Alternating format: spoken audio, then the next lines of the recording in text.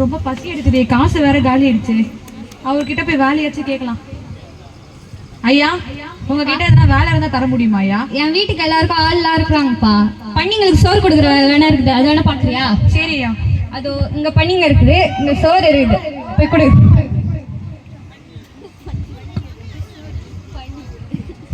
இதான் பன்னிங்களே, சாப்பிடுங்க. நீ நல்லா சாப்பிடு. சாப்பிடவே மாட்டேன் இந்த பண்ணி வர. சாப்பிடு.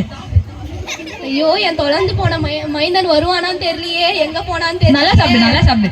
உங்க முதலாளி வர நல்லா வளர்க்க சொல்லியிருக்காரு உன்னை.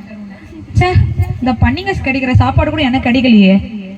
எங்க வீட்டுல வேலை செய்யறவங்களுக்கு கூட நல்லா சாப்பாடு கிடைக்குமே. ஒருவேளை நான் எங்க அப்பா கிட்ட திரும்பி போனா என்னை ஏத்துப்பாரா?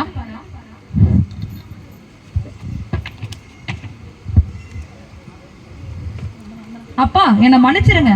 ஏந்திரு மகனே, ஏந்திரு. நான் உன்னை மன்னிச்சிட்டேன். உண்மையை நீங்க என்ன மன்னிச்சிட்டீங்களாப்பா? மன்னிச்சிட்டேன்.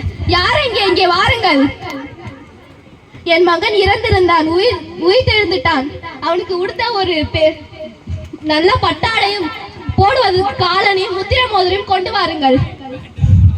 யார் இங்கே? என் மகனுக்கு நல்ல கொழுத்த கஞ்சை அடித்து விருந்து செய்.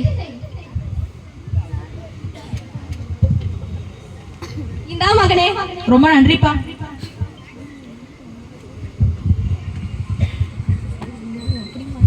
அப்பா, நீங்க எப்படிப்பா அவனை ஏத்துக்கொள்ளலாம்? அவன் எவ்வளவு பெரிய தப்பு செஞ்சு நீங்க இருக்கும் போது உங்ககிட்ட இருந்து சொத்து பிரிச்சு எடுத்துட்டு போயிருக்கான். நான் உங்க கூடிய தானப்பா இருக்கேன்.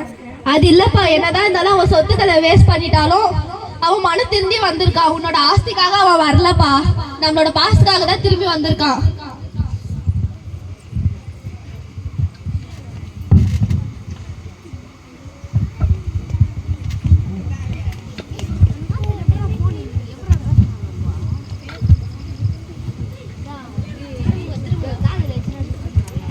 இளைய மகன் சந்தோஷமாகவும் அப்பா மிகவும் வருத்தமாகவும் மூத்த மகன் குழப்பத்திலும் இருக்கிறார். தொலைந்த மகன் திரும்பி வந்ததும் இளைய மகன் மகிழ்ச்சியாகவும் அப்பாவும் மகிழ்ச்சியாகவும் மூத்த மகனும் மகிழ்ச்சியாகவும் இருக்கிறார்கள்.